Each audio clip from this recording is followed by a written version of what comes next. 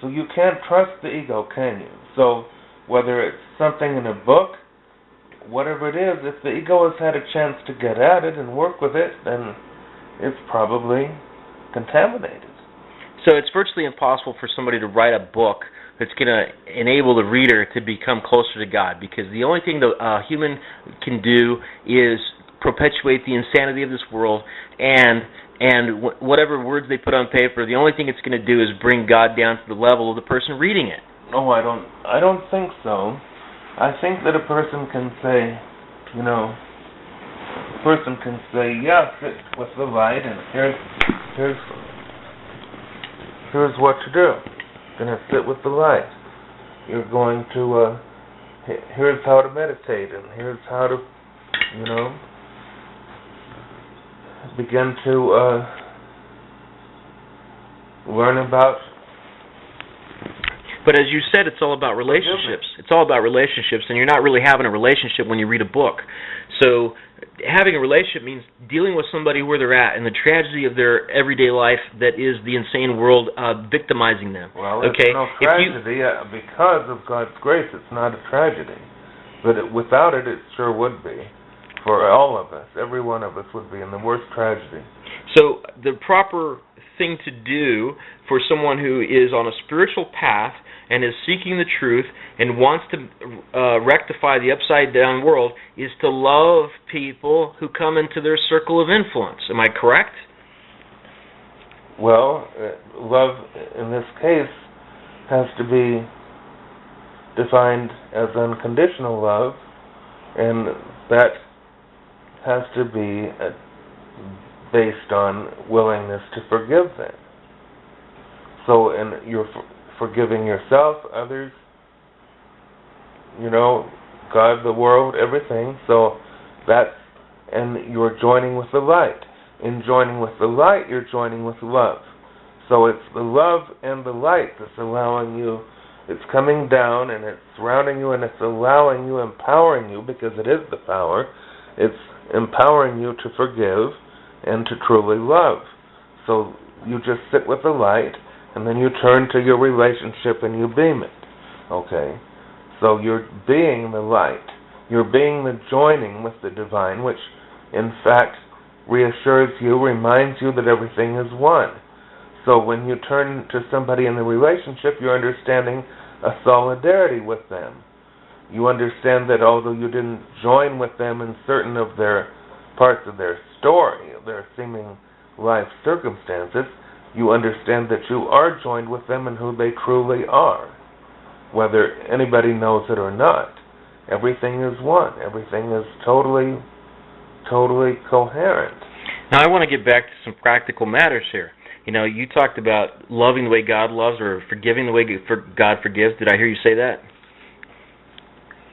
The light is empowering you to love and forgive. The light is simply God extending itself. That's all the light is. The light is God's extension. So you're saying that the light transcends our comprehension of who God is. In other words, we might have concepts or ideas or memes in our heads, but when the light comes and it touches us, then those things are no longer inhibiting our experience of God. They may inhibit our left brain's comprehension of God, obviously, because that's what it is. It's just a construct of the left brain. Yeah, it's a construct of the person's brain. So that isn't binding. When the light comes, it frees them of that. That's why it's liberty, because they feel so free, because they're freed of these chains that the person's brain puts on them. It's very liberating to be freed of your person's brain. It's very, very freeing, So then, when you sit with it, then you have a sense of freedom and wings, and like a bird has come to you and lifted you up. Literally, because you can have a bird as your power animal, because you are actually free and lifted up by the light, and it happens because of this taking the shackles off in terms of all these brain doings that you're talking about. They're kind of worthless. And it's too bad because the West thinks they're so precious and meaningful. They're not. So what you need is to be free of them. When you're free of them, then you can forgive and you can love, but not until. But then you get in a relationship where you're receiving the light, you're sending it out, okay, and then you may be confused by the circumstances that you face, or are facing another person, for instance, but you can be very confused. It can seem, who knows what's really going on in the upside down earth plane. I don't think you can know. So it doesn't matter, though. At some point, it just doesn't matter. Well, talk about being confused about what's going on in the plane. First thing this morning, there was an 8.4 earthquake being reported. Okay, so you go to Google and you type in 8.4 earthquake Libya, because that's the area it was centered around Tripoli, about 200 miles. I don't know if it was north or south. Some said it was north. I don't know. If that was north, then it was in the water. And so, the concern then would be, is there going to be like some kind of tsunami or something, right? But at the very same time that was happening, apparently, 6 warships were bombed and sunk by the United States Air Force and NATO forces that flew over that Tripoli area and bombed 6 of these planes. So, maybe those explosions set off a seismic graph and caused the false report to go out that there was an 8.4.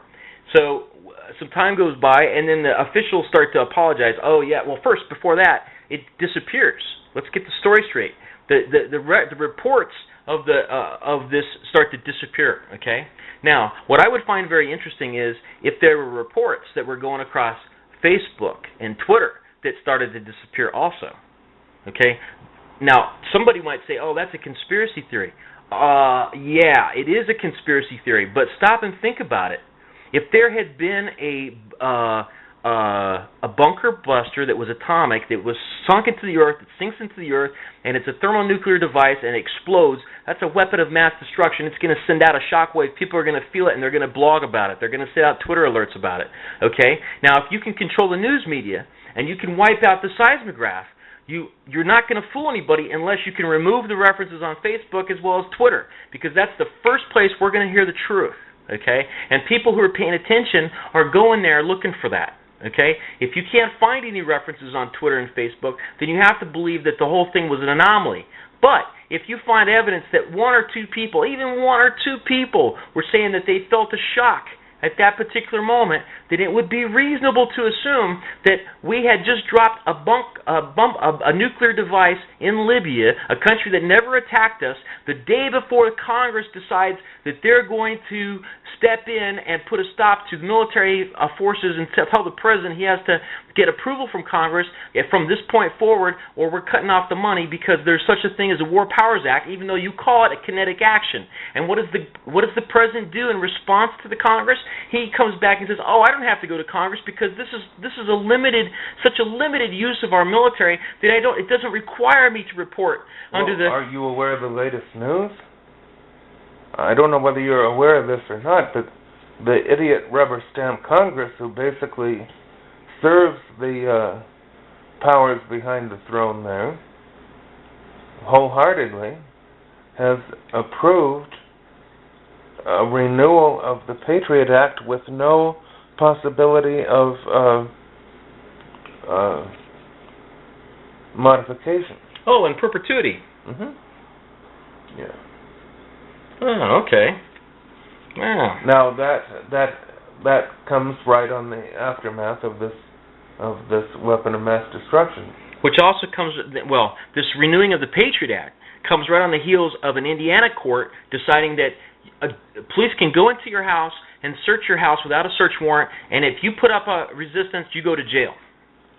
They can just do random searches now. The sheriff out there said that he can just do random drug searches anytime he wants to. No need to get permission from a judge. No need to go through that, ridiculous, arcane legal system requirement, because we're just going to knock down your fucking door, and we're not going to ask the judge to, in the middle of the night, approve something because he's sleeping anyway, and it's the secretary that does it, and all they do to get his signature on a warrant is push a button on a keyboard. So what the fuck, who the fuck are we kidding? We're going to knock down your fucking door, and if you don't fucking like it, we'll bash you in the face. Okay? Well, I guess that's the Constitution. Yeah, it's perfectly constitutional. Right. Mm-hmm. Just like the president using a nuclear device, and the day before he's accountable, and then the following day he says, oh, it's such a limited action that, I don't really need to go to Congress to get approval to use weapons of mass destruction that can yield up to 17 times Hiroshima. It's limited. Limited. Don't worry about it. Take a look at my birth certificate. Talk about that. Oh, look, I killed Osama bin Laden. Talk about that. Oh, yeah, there's a preacher who's predicting the end of the world. There's going to be a rapture. Talk about that. Don't talk about why messages are disappearing off of Twitter and Facebook. Don't talk about why certain websites are having denial of attack. Don't talk about that. Well, that's the upside down world, and it's as the light is coming in. The channeling has been saying for years that if the light was heightened, the darkness was going to be trying to actually ratchet up to do its dirty work also. So we're at a polarity here where both the light and the dark are increasing. Well, the thing is, the light and dark is within the human heart. And the thing is, it's also the human mind, And so as the right brain starts to compensate for the left brain is going to fight all the more to retain its power. So we can see this symbolized in the world where we have the President of the United States who was given a peace prize, dropping a nuclear weapon in secret and getting away with it, okay? That's the left brain in operation. That's how scientific dictatorship has gotten to the point where they can fucking blow anybody up with a nuclear bomb and use a guy who got the Nobel Peace Prize to do it. They've been planning to drop a nuclear bomb on Libya for 20 years. Oh, yeah, 20 years. For 20 years, they plan to use a weapon of mass destruction against Libya. For 20 years. The missile was created for that specific purpose. Okay? Under Reagan, under Clinton, under Bush, under the other Bush, under whoever the fuck I'm forgetting about, and now this clown, the new black face of the New World Order. And we have the British general saying that openly a month ago that they, and even more recently, that they needed to take extreme action against Libya in order to stop the potential stalemate. Oh, the dominoes could fall, I guess. Isn't that what they said about Southeast Asia during Vietnam? They make up shit. Nothing's changed. It's the same old shit. It's just more scientific. It's just upside down, and it's going deeper and deeper all the time. So if a person is happy doing, third density activities and just riding a descending energy, it's like an elevator deeper into hell as far as I'm concerned. And I think that, a person would be pretty ready to jump off right about now. I mean, who wants to be taken down anymore?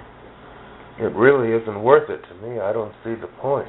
So, heaven is our home, and when we arrive in heaven, what matters is people. There's nothing else. There's God and there's people. It's the souls, the inner being of souls. That's what it is. So. Well, let's go with the God thing because I'm still not satisfied. I know that people who listen to this are going to have it. They're going to have their concepts of God, and so I want to just kind of again attack that idea of the traditional concept of God. For example, you said love the way God loves. You said forgive the way God forgives. But in order for that to have meaning, in order for the person listening to this to understand that, they have to understand something that most people don't, and that is that God is all powerful. Okay, that's the God you've been taught about, but this is what you've not been told. Okay? God, being all-powerful, can choose not to know your future. Why is that important? It's very important because that's what forgiveness is. God forgives you. He forgives you so He forgets. He doesn't know your future because He's forgiven you. Okay? Why? Because He wants to have a relationship with you in the here and now. Okay? So the point is, if we're going to love the way God loves, if we're going to love the way God loves, if we're going to forgive the way God forgives, then that means we must choose, as God does, to forget the future. Okay? That's what forgiveness is.